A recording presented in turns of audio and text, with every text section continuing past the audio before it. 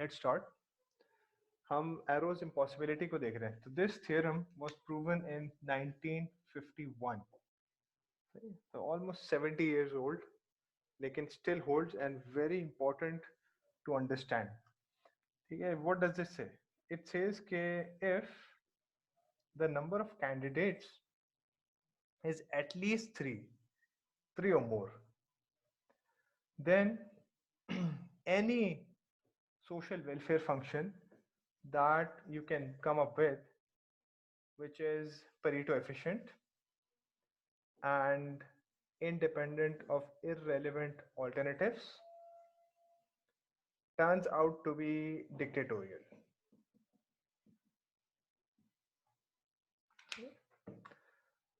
So there are a few concepts that I need to go over once again with examples. एक तो ये कि what is a social welfare function and how do you compute this? Pareto efficiency, independence of irrelevant alternatives, and dictatorship, which is slightly easier. So these four things I'll go over or review once again so that these can be used in the proof. We want to prove this. See? So social welfare function first. Social welfare function, or W, is basically one that takes in a preference profile and gives an ordering of preferences. So in essence, in reality, if you give it a preference profile, which is the set of preferences for all the agents, it gives out a preference ordering, which I label as this W. Okay? So this is how it is. So let's say I've ordered the preferences of agents. Let's say this is agent 1, and I say it prefers B over A. And let's say there are many of these candidates, and let's say in the end there is C.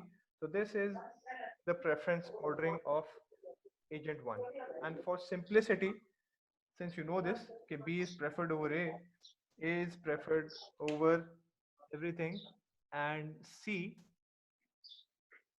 So I'm going to remove this notation, and you can understand B is preferred over A, and C is the least preferred option amongst all of these. ठीक है? So, and you have M agents, and each one of them has preferences like this. So let's say A, somewhere down here is B, and C. So this is agent 2.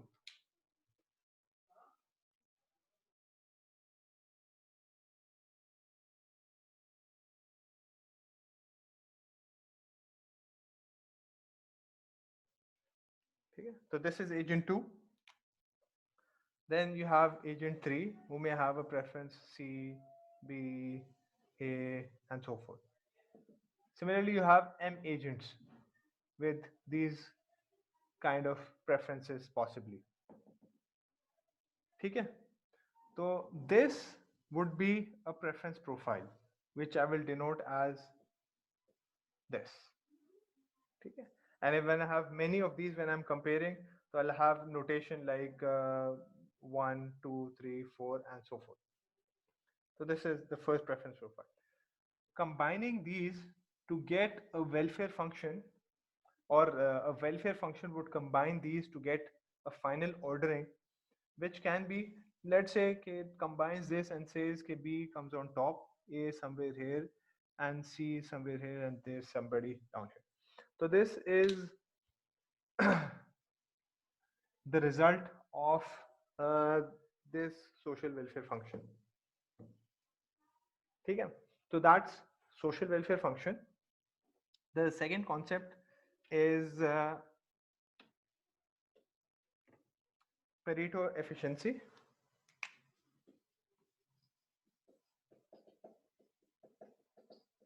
in social choice, PE.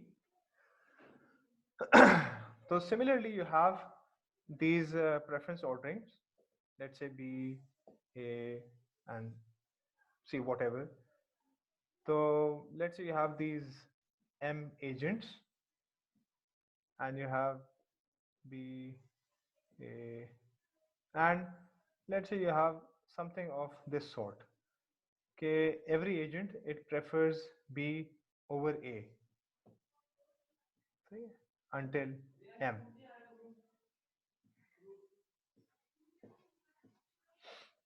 Okay.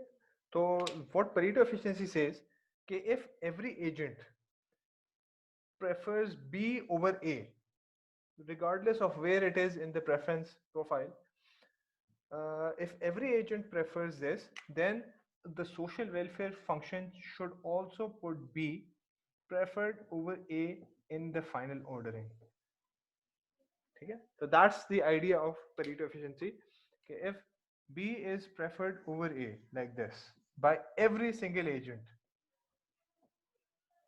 then the welfare function should also keep B above A in the final ordering. And that makes sense. Okay, if you see the entire electorate says okay, we prefer this candidate B over candidate A, then in the final ordering this should be reflected. See, so that's Pareto efficiency in an example. Okay, now IIA, or independence of irrelevant alternatives, or IIA. See, IIA says okay, if in the final ordering, so let me slightly redo this, only slightly. So it may not be necessary that B is always above A. In some cases, you may have A above B and B above A and so forth. But in the final ordering, you have this B above A. So it should not be the case okay, if a new candidate, let's suppose C, gets added to the mix. So C comes here and the relative ordering of A and B remain the same. So you get C here, C here, C here, C here. So it's okay if C appears anywhere here, see? But or here for that matter. But it should not change just because C got added.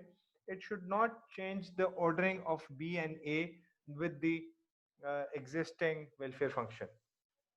Okay? So it should not be when C got added, A came here and B came here.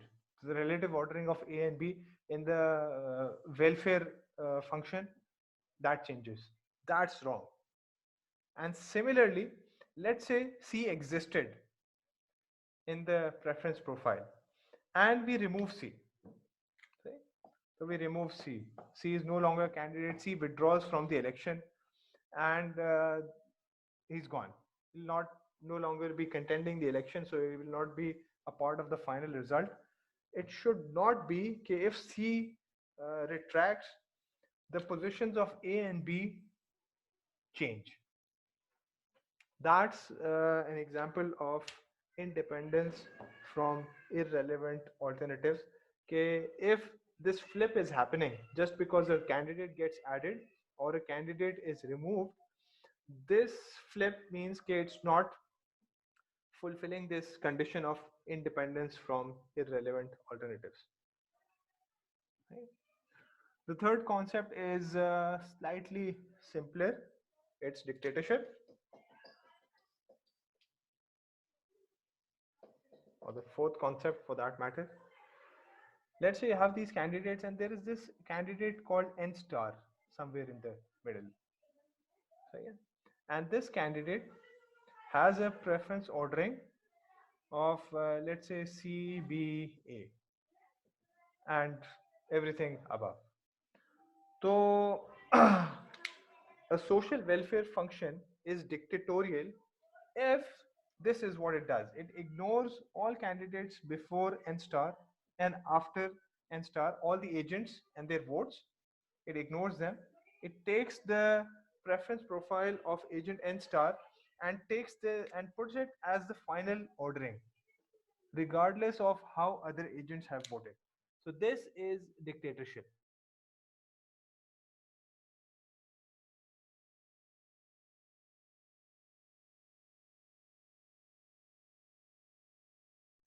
सही है? So any questions? ये n star कोई भी हो सकता